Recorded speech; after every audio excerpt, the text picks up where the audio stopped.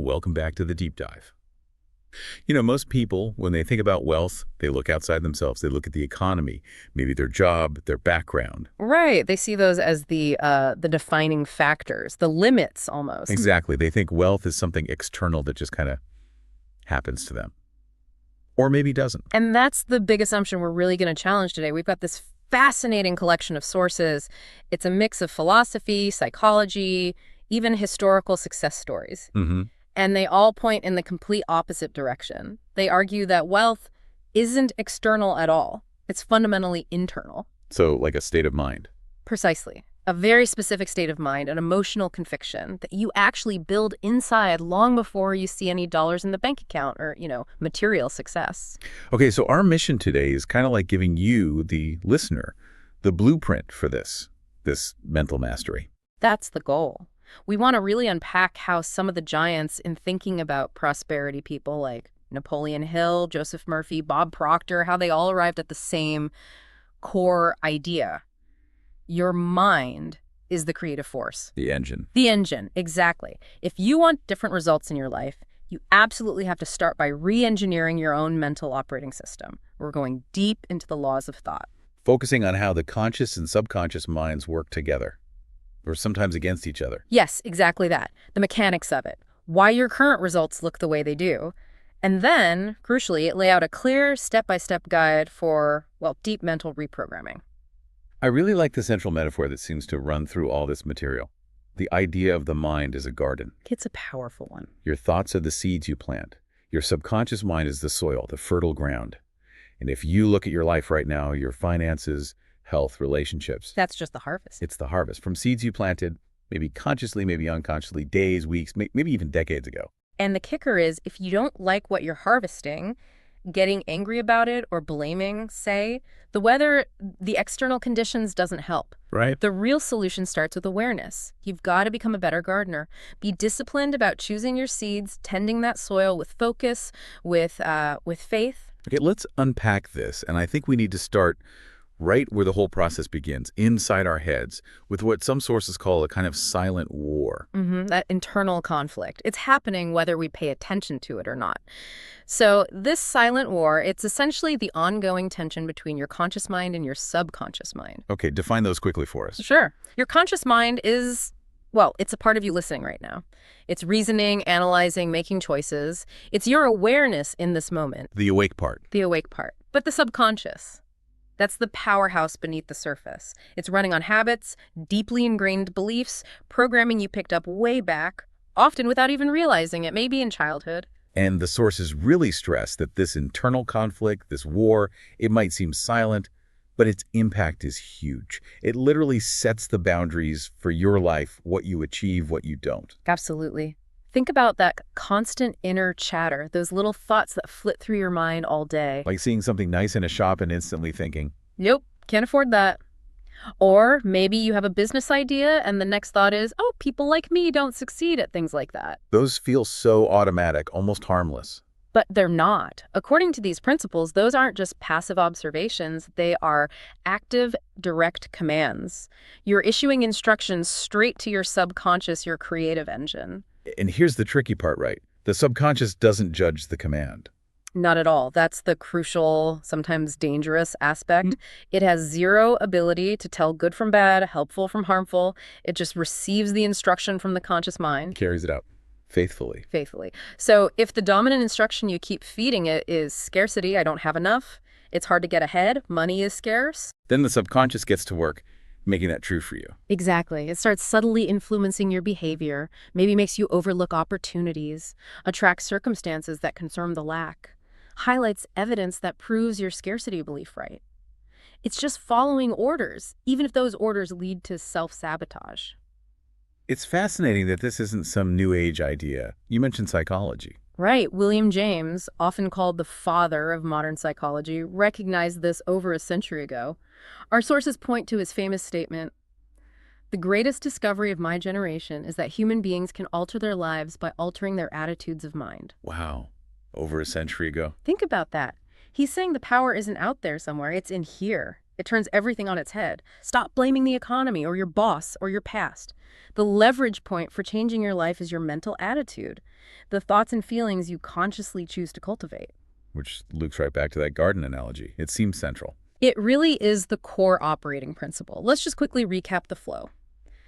Conscious mind chooses the seed, the specific thought, the goal, the vision. Okay. Subconscious mind is the soil. It nurtures that seed without question, gives it emotional power, drives the automatic actions. And the external world? The external world, your physical reality, simply reflects the harvest. It shows you what you've been planting and nurturing. So you literally cannot expect a harvest of abundance if you're constantly planting seeds of scarcity and lack in your mind. It's a fundamental mismatch. The inner state is always the cause. The outer result is always the effect.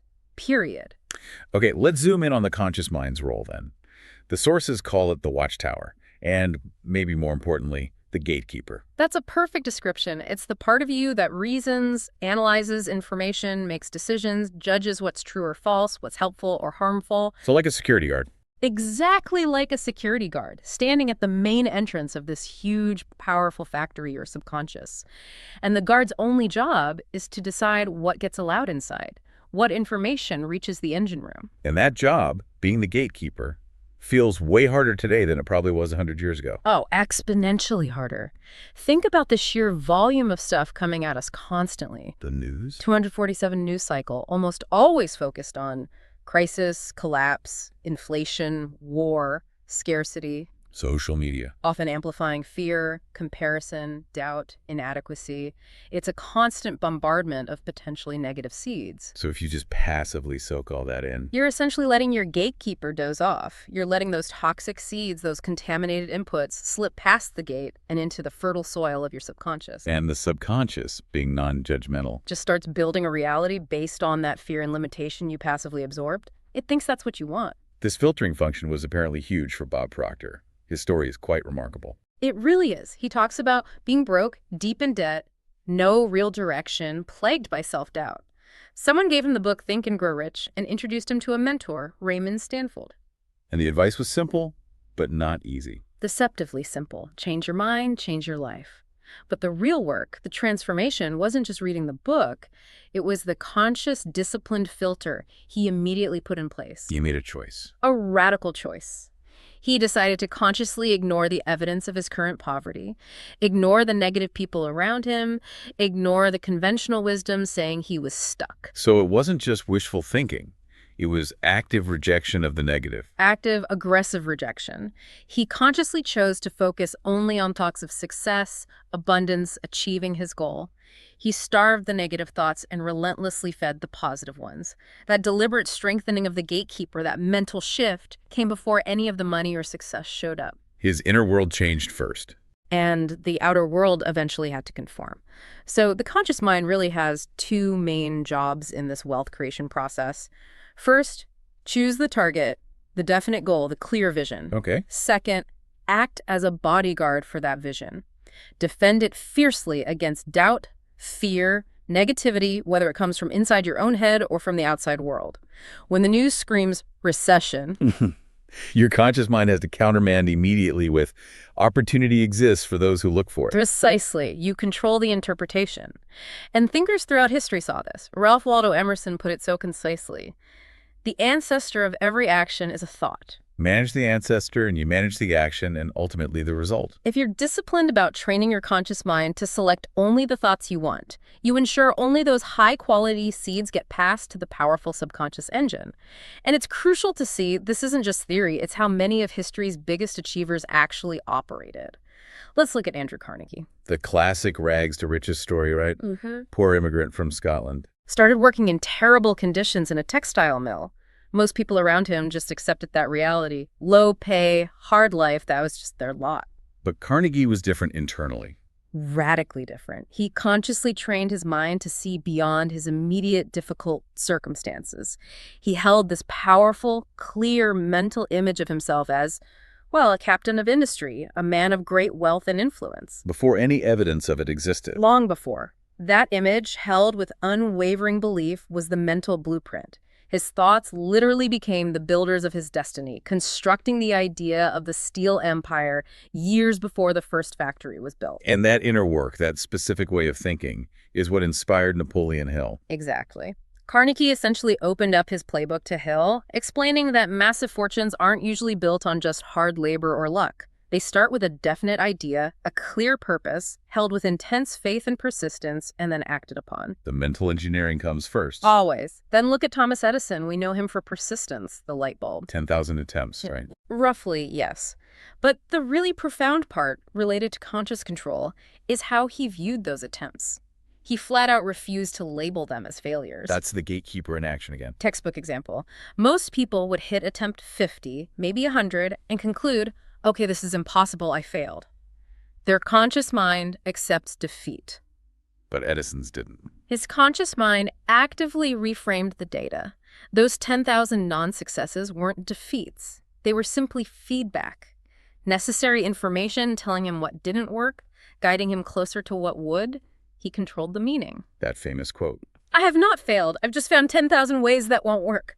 See the mindset. He maintained a positive, creative instruction, find the way that works, to his subconscious, even when the external results look like overwhelming failure. He never let doubt pass the gate. Incredible discipline. And Einstein, he fits here too. Absolutely. Even operating in pure thought theoretical physics, he famously said, imagination is more important than knowledge. Because, as he put it, knowledge is limited. It's based on what we already know, what's been done. But imagination embraces the entire world. It's the tool for creating what hasn't been done yet.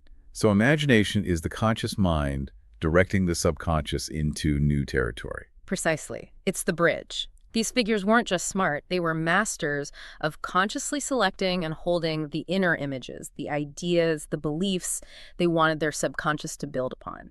They controlled the input. Okay, so if the conscious mind is the gatekeeper, the chooser, the director, let's dive into the powerhouse it's directing, the subconscious mind. The sources call it the engine and the fertile soil. Both great analogies. It's the engine because it runs 24/7, tirelessly managing all your automatic functions, breathing, heartbeat, digestion, but also your habits, your instant emotional reactions, how you instinctively interpret things. And it's fertile soil because it will grow whatever seed the conscious mind plants in it. And crucially, it does this without judgment. This is maybe the most important psychological law to grasp here. no filter, like we said. Zero filter. When the conscious mind impresses an idea upon it through strong feeling, repetition, clear visualization, the subconscious accepts that idea as absolute reality. Doesn't matter if the idea is logical, illogical, helpful, or incredibly self-destructive. Doesn't argue back. Never. It just acts. If you consistently impress upon it ideas of faith, confidence, success, it goes to work creating that reality. If you impress upon it ideas of fear, doubt, limitation, it diligently creates that reality. Joseph Murphy had a great quote on this. Yes. Your subconscious mind does not argue with you. It accepts what your conscious mind believes. Think of it like a GPS. You punch in a destination. The GPS doesn't say, are you sure? You don't seem like the kind of person who can afford to go there. It just calculates the route and starts guiding you. Your subconscious is the same.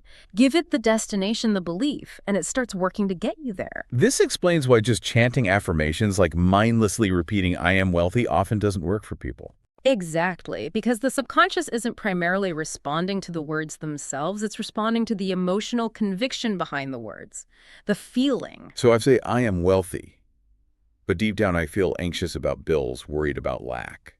The subconscious picks up on the stronger signal, the feeling of anxiety and lack. The words are just noise if the underlying emotion contradicts them. Doubt is a powerful emotion, unfortunately. But when you manage to shift that feeling, when the affirmation goes from just words to a genuine belief, a feeling of confidence or worthiness. That's when the magic happens. That's when the subconscious engine truly engages. It receives the new blueprint infused with the right emotional energy and starts reorganizing things, your perception, your behavior, maybe even attracting different circumstances to align with that new core belief. Let's get into the how of this because it sounds a bit mystical, but there's science here too, right? You mentioned neuroplasticity. How does a repeated thought actually change our physical brain and lead to different results? Great question. Neuroplasticity is simply the brain's proven ability to change its structure and function in response to experience, to rewire itself. Okay. Every time you think a thought, specific neurons in your brain fire together. Now, if you repeat that same thought over and over. Those same neurons fired together over and over. Exactly. And there's a principle in neuroscience. Neurons that fire together wire together.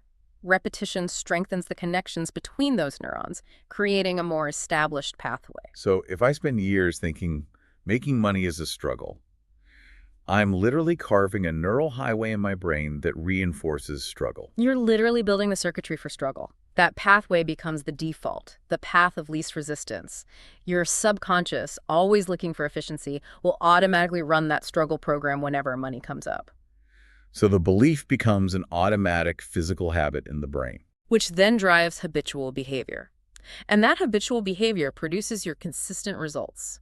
The physical rewiring confirms the subconscious is just executing the most practiced, most deeply ingrained instructions. It's not magic, it's neurology following mental direction. Hashtag tag 2.2.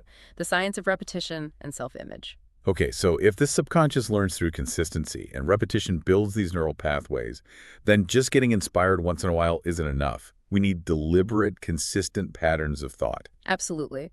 Occasional bursts of positive thinking won't override years of ingrained negative patterns. And this is why someone like Bob Proctor's method was so effective. It was built on extreme repetition. He didn't just read Think and Grow Rich once. Oh, no. He read it every single day, listened to recordings of it or related material every single day, for months, even years initially. He wasn't doing it for new information after the first few reads, surely. Not primarily. He was doing it for reprogramming, conscious, forceful reprogramming. He was deliberately hammering those ideas of success and his desired self-image into his subconscious over and over until they physically overwrote the old poverty-based neural pathways, until the new ideas became the stronger default setting. And this intense repetition, the sources say, leads to a critical shift in what they call the emotional vibration. What does that really mean? It means he moved beyond just thinking about being rich or wanting to be rich. Through repetition, he started to genuinely feel like a wealthy, successful person, even before the money fully manifested. Wanting versus feeling, that sounds important. It's everything. Wanting comes from a place of lack. I don't have this, and I want it. That vibration signals scarcity to the subconscious. But feeling wealthy, feeling successful now, comes from a vibration of abundance, of already having. The subconscious always responds to the dominant feeling, the vibration, not the intellectual desire. Can we make emotional vibration a bit less abstract for listeners who might find that term a bit woo-woo? Sure. Think of it as your default emotional home base, your habitual mood or outlook. Are you generally walking around feeling anxious, maybe a bit victimized, worried, defensive? That's a low-frequency scarcity vibration? Oh. Or is your general state more grateful, optimistic, expectant of good things, calm, confident? That's a high-frequency abundance vibration. The subconscious acts like a tuning fork, attracting experiences and circumstances that resonate with the frequency you're consistently broadcasting through your feelings. Yeah. Repetition is the tool you use to deliberately change that broadcast frequency. And this ties into the work of Dr. Maxwell Maltz, the plastic surgeon, with psychocybernetics. Exactly. Maltz's big insight was that our results in life are fundamentally governed by our self-image, the deep, often unconscious belief we hold about who we are and what we deserve. He saw this with his surgery patients. Yeah, it was fascinating. He'd perform surgery, maybe correct a facial disfigurement, and the person would look objectively much better. But often their behavior didn't change. They still acted shy, insecure, avoided social situations. Even though they looked different. Because their internal self-image, their mental picture of themselves, hadn't caught up with the physical change. They still felt like the disfigured person inside. They only started acting differently once they emotionally accepted the new image, once the inner belief shifted. So applying that to wealth, if my internal self-image is, I'm someone who always struggles with money, or I'm just not cut out for big success, then even if a great opportunity lands in your lap, your subconscious, guided by that old self-image, will likely find a way to sabotage it, maybe through procrastination or fear or making a silly mistake. It's trying to maintain consistency with the inner blueprint, protecting the familiar self-image. Maltz used a thermostat analogy, right? Yeah, he said your self-image acts like a thermostat setting for your success.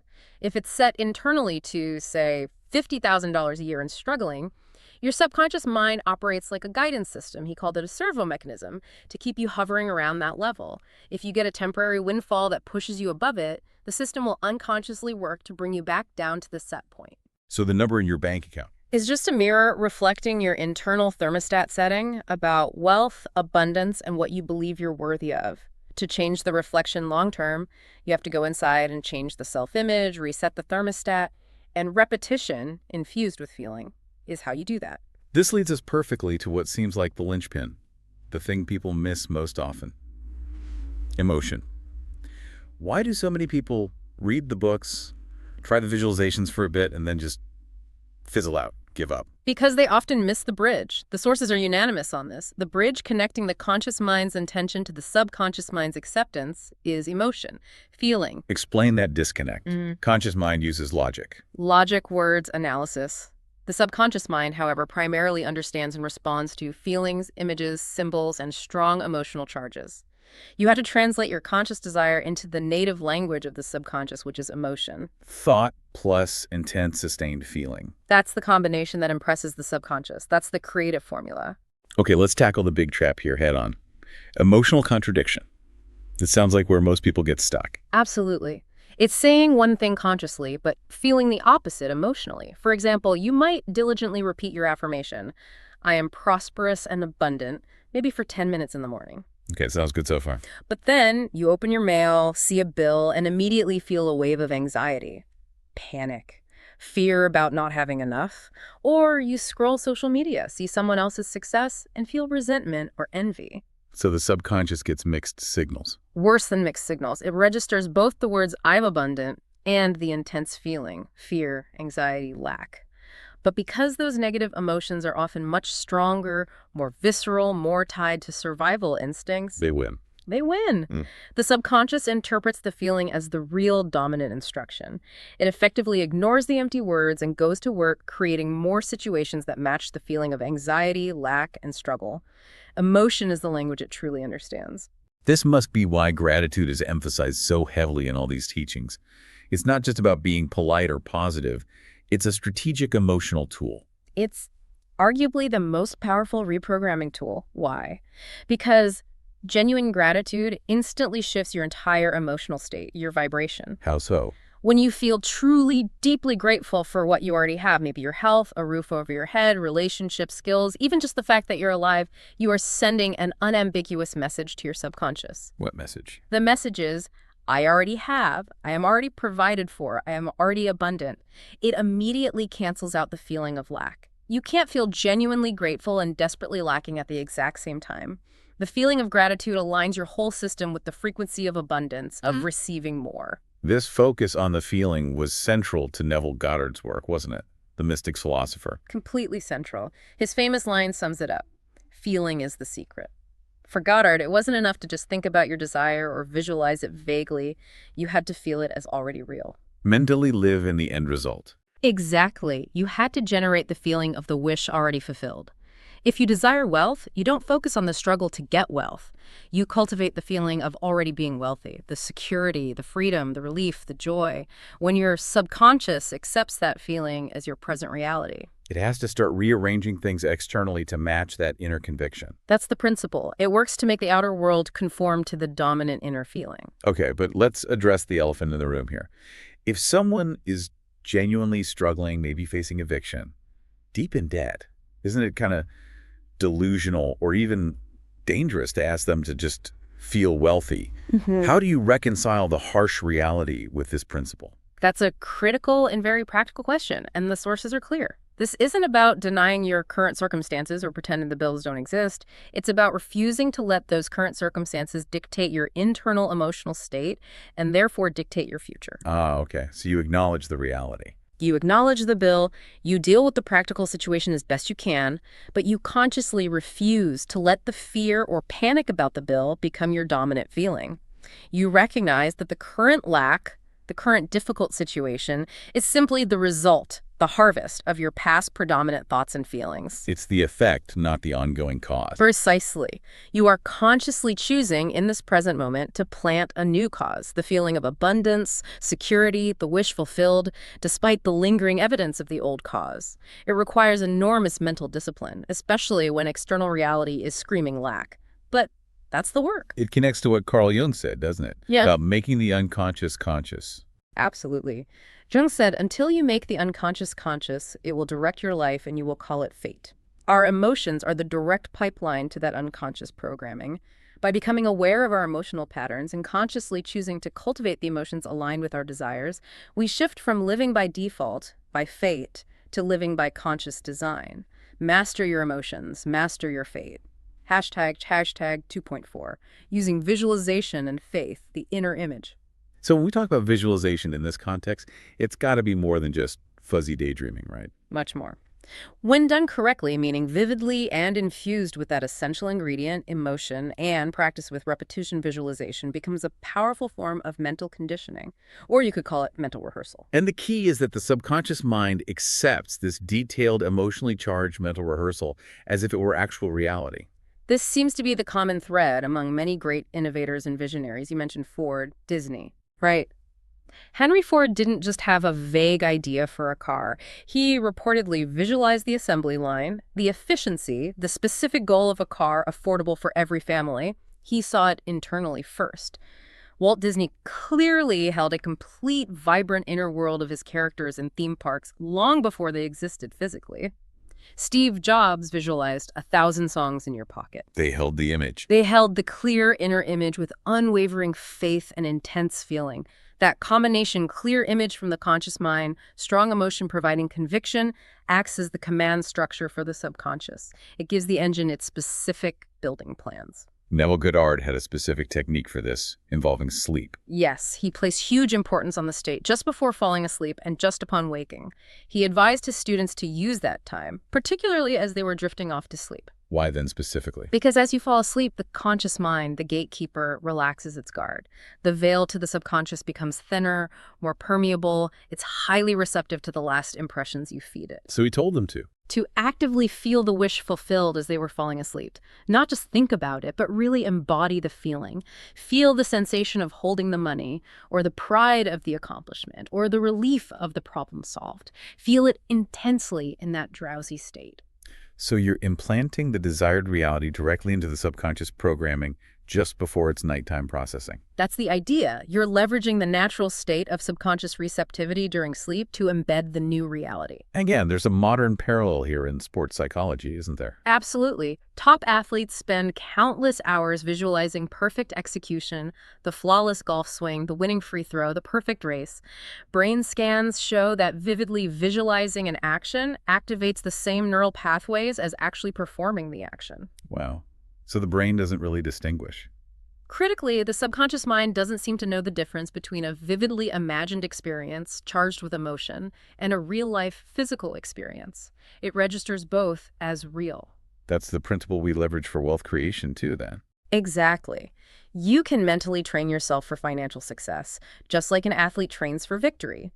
If you consistently visualize yourself making wise decisions, feeling confident in negotiations, seeing abundance flow to you easily, feeling secure, your subconscious accepts that rehearsal as your reality, as your new self-image. And the payoff for all this consistent mental work Is that the subconscious, once it accepts this new picture, this new self-image, becomes incredibly loyal to it. It starts working behind the scenes, guiding your intuition, prompting you to take certain actions, maybe attracting the right people or opportunities, subtly influencing circumstances, all to make the external world match the now dominant inner picture. It becomes your silent partner in creation. Okay, so understanding the theory, the laws of mind is one thing, but knowing isn't always doing. Many people grasp these concepts intellectually but still feel stuck. Why? What trips them up in practice? Well, they often fall into subtle, sometimes unconscious traps that sabotage their efforts. Let's break those down. What's the first big one? The most common, and maybe the most damaging, is mental contradiction. We touched on this earlier. It's the gap between what you say or think consciously and what you feel and believe subconsciously. Like affirming abundance, but then complaining constantly. Exactly. You do your affirmations in the morning, I am wealthy. But then you spend the day worrying about bills, feeling resentful about your job, gossiping about rich people, focusing on everything that's wrong financially. That sends a confusing message, to say the least. The subconscious can't work with that kind of hypocrisy. It always defaults to the dominant emotional state. As Joseph Murphy put it, the law of your mind is the law of belief. If your underlying habitual feeling is one of bitterness, victimhood, or resentment towards money, That's the program that's actually running. The positive words are just surface noise. You can't attract prosperity if you secretly dislike it or feel unworthy of it. Okay, trap number 2. Over-identifying with external reality. This is basically forgetting the cause and effect relationship we talked about. Meaning looking at your current bank balance and letting that define you. Precisely. People look at their current situation, the debt, the small paycheck, the slow business, and they react to it emotionally today. They let the past result dictate their present feeling. Which just creates more of the same future? It's a vicious cycle. Your current reality is just a snapshot, a reflection of your past dominant thoughts and feelings. If you keep reacting emotionally to the reflection, you're just reinforcing the pattern, planting the same old seeds again. This is where Neville Goddard's instruction comes in. Yes. Disregard appearances. Assume the feeling of the wish fulfilled. It takes huge discipline, but you have to learn to detach your emotional state from the temporary current evidence. See the current situation as old news, the result of old thinking, while you focus your feelings on the new reality you are creating. Okay, what's the third trap? Emotional contamination. This is about passively letting negativity from your environment seep into your mind, poisoning the soil. We talked about the news and social media. Yes, but it also includes the people you spend time with. If you're constantly surrounded by complainers, gossipers, people who only see limits and problems, people who reinforce scarcity thinking, their energy, their vibration, inevitably affects yours. Your gatekeeper gets overwhelmed or joins the pity party. Exactly. The subconscious is like a sponge. It absorbs the prevailing emotional atmosphere. That's why Bob Proctor's advice was so blunt. Stay away from people who make you feel small. Protect your mental environment ruthlessly. Turn off the toxic news. Limit exposure to negativity. And maybe distance yourself from relationships that consistently drag you down into lack and limitation. Be a vigilant gardener of your own mind's environment. I see. To go to see.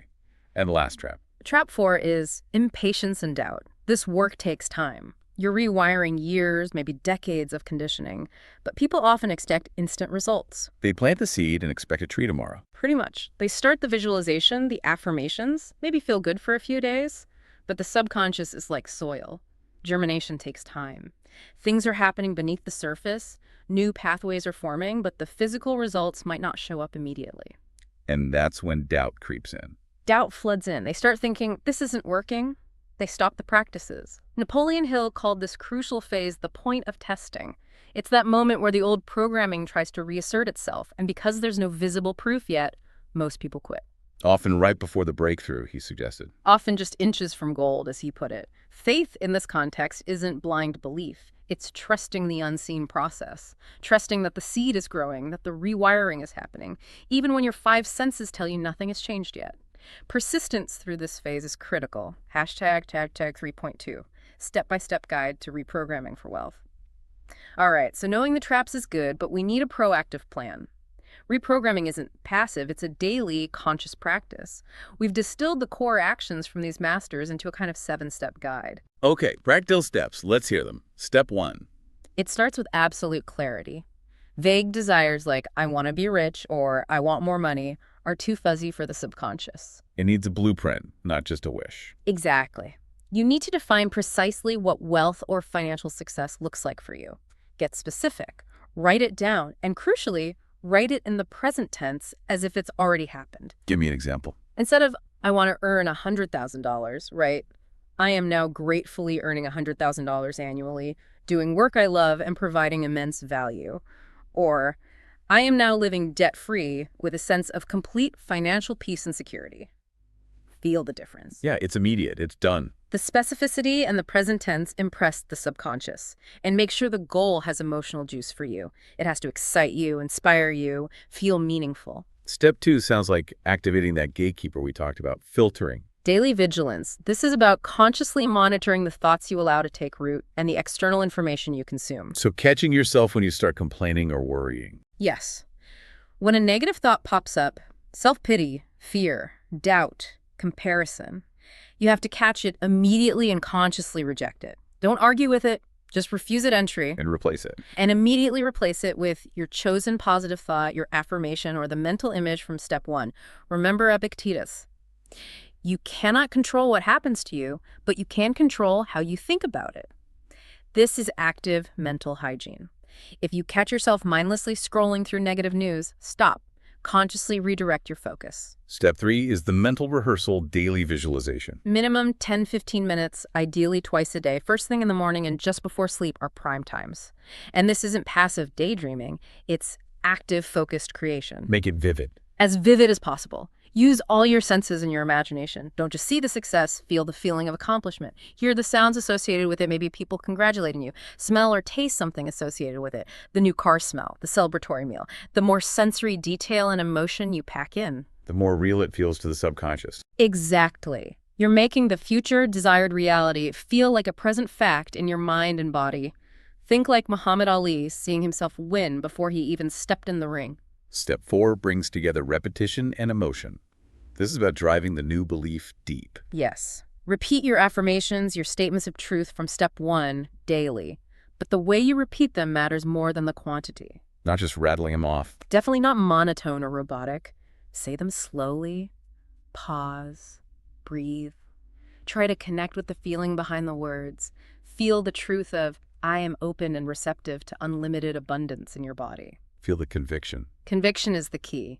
Repetition without feeling is just noise to the subconscious, but repetition charged with genuine heartfelt emotion is what rewrites the inner script. It's what strengthens those new neural pathways until they become dominant.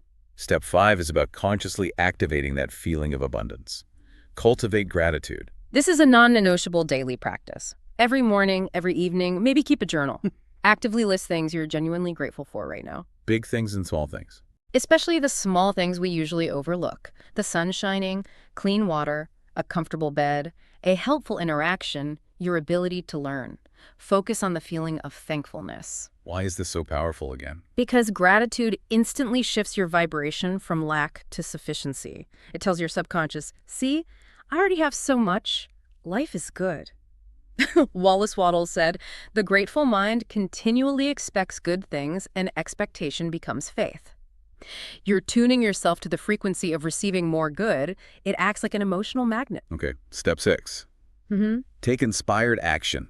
This isn't just about thinking and feeling, right? Absolutely not. Faith without action is essentially dead. As you do this inner work, clarifying your vision, filtering thoughts, visualizing, feeling gratitude, your subconscious will start feeding you ideas, nudges, intuitions. Hunches.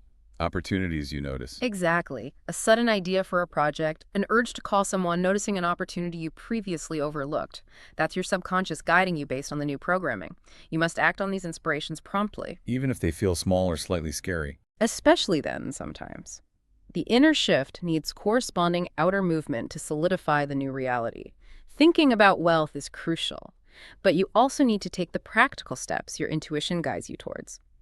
Henry Ford had the vision, but he also had to take countless actions to build the factories and the cars. Action bridges the inner and outer worlds. And the final step? Step 7. Persist until it becomes you. It sounds like the long game. It is. This is about endurance. Remember, you're dismantling potentially lifelong conditioning of lack or limitation.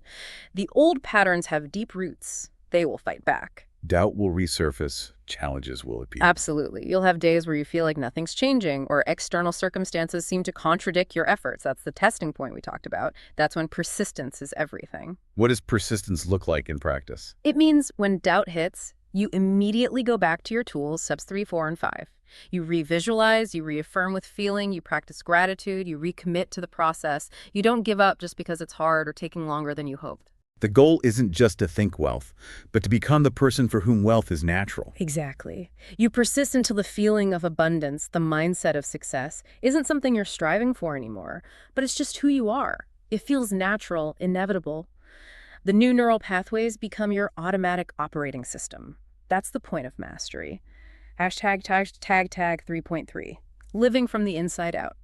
So if we wrap all of this together, the core message seems to be a complete reversal of how most people approach wealth. A total reversal. It boils down to this. Wealth isn't primarily something you pursue or acquire externally. It's something you must first cultivate and embody internally. Your outer world reflects your inner world. Always. It's a mirror. When your inner landscape is dominated by abundance consciousness characterized by gratitude, clear purpose, confidence, expectation of good, then your outer world naturally starts to reflect that. You become magnetic to the people, resources, and opportunities that align with that inner state. It explains that sense of calm focus you often see in genuinely successful people. They're not frantically chasing, they're operating from an established inner state. They're living from the inside out. Their financial success is often just the external validation, the physical evidence of a pre-existing state of consciousness. So the philosophical takeaway, the consensus from all these great thinkers, Is crystal clear.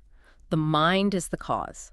Your thoughts, and more importantly, your feelings and beliefs are the causal power.